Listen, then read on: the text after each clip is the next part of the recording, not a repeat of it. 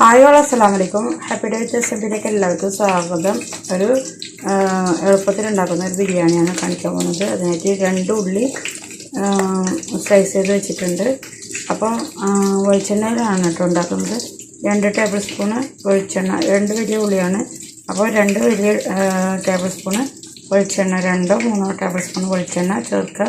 ഇത് നന്നായിട്ട് ചൂടായതിനു ശേഷം ഈ ഉള്ളി നമുക്കത് ചേർത്തിട്ട് ഉപ്പിട്ടിട്ട് നന്നായിട്ട് വഴറ്റിയെടുക്കാം. നന്നായിട്ട് വഴയാനും വേണ്ടിയിട്ട് ഒന്ന് അടച്ചു വെച്ചാൽ മതി കേട്ടോ. ഇപ്പോൾ ക്യാമറയിൽ നന്നായിട്ട് വഴയാൻ വേണ്ടിയിട്ട് ഒന്ന് വെച്ചാൽ മതി. കുക്കറിലായത് കൊണ്ട് തന്നെ നന്നായിട്ട് വഴയണമൊന്നുമില്ല.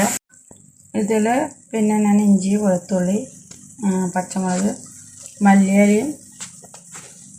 മല്ലിയില, പിന്നെ മിൻറ്റ്, പുതിനയില അതെല്ലാം ചേർത്തിട്ടാണ് കേട്ടോ ഗ്രൈൻഡറിൽ ഒന്ന് ക്രഷ് ചെയ്തെടുത്തത്. എന്നിട്ട് നന്നായിട്ട് തന്നെ ക്രഷ് ചെയ്തിട്ടുണ്ട്. ഇനി ഇതും കൂടി നന്നായിട്ട് വഴറ്റണം. പിന്നെ കുക്കറിലായതുകൊണ്ട് അതിൻ്റെ റോസ്മെൽ കംപ്ലീറ്റ് മാറണം. കുക്കറിലാണെന്ന് വിചാരിച്ചിട്ട് അത് വേഗം തന്നെ ചിക്കൻ ഇടാൻ പാടില്ല. അപ്പോൾ അതിനൊരു ടേസ്റ്റ് ഉണ്ടാവില്ല കേട്ടോ. ഇത് നന്നായിട്ട് വഴന്നതിന് ശേഷം മാത്രമാണ് ചിക്കൻ ചേർക്കേണ്ടത്. ഇഞ്ചി വെളുത്തുള്ളി നന്നായിട്ട് വഴന്നതിന് ശേഷം തക്കാളി ഇട്ട് കൊടുക്കുക. അപ്പോൾ തക്കാളി നന്നായിട്ട് വഴണം കേട്ടോ. എന്നിട്ടിങ്ങനെ ഇങ്ങനെ തെളിഞ്ഞ് വരും. നന്നായിട്ട് വഴന്നതിന് ഇങ്ങനെ നന്നായിട്ട് അമർന്ന് വരും തക്കാളി. അത്ര വരെ വഴണം കുക്കറിലായാലും. എന്നിട്ടാണ് ചിക്കൻ ഇട്ട് കൊടുക്കേണ്ടത്. ഇത്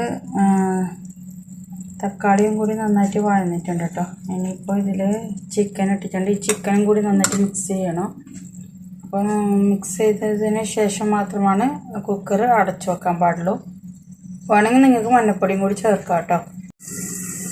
അപ്പോൾ ഞാൻ ഇതെല്ലാം മിക്സ് ചെയ്തിട്ട് അടച്ചു വെച്ചിട്ടുണ്ട് കേട്ടോ. ഇനി അടച്ചു വെച്ചിട്ട് നമുക്ക് പിന്നെ ഇവിടുത്തെ ചിക്കനൊക്കെ 2 വിസിൽ മതിയാവും. ഫുൾ ഫ്ലെയിമിലാണെങ്കിൽ ഫുൾ ഫ്ലെയിമിൽ വെക്കാം.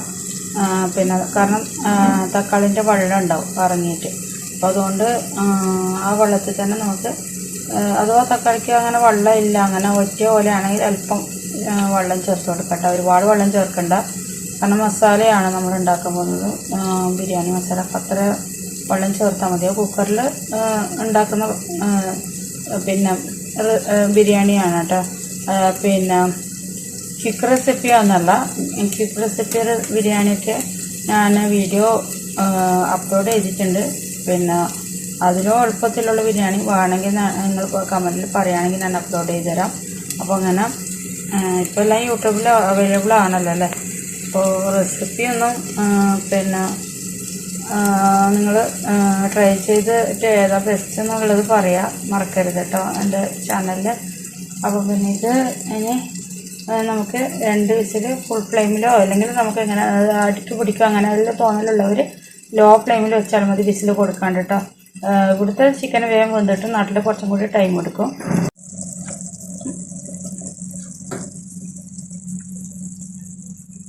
ബിരിയാണീൻ്റെ മസാല റെഡി ആയിട്ടുണ്ട്. ഇനി ഇതിൽ ചെറുനാരങ്ങ നീരും പുളിനാരങ്ങ ആണെങ്കിൽ നിങ്ങൾക്ക് ലെമണേഡോ 2 ഇടാം കേട്ടോ. അപ്പോൾ അത് അല്ലെങ്കിൽ അതൊന്നും ഇല്ലെങ്കിൽ സിർക്ക വിനാഗിരി ചേർത്ത് കൊടുത്താലും മതി.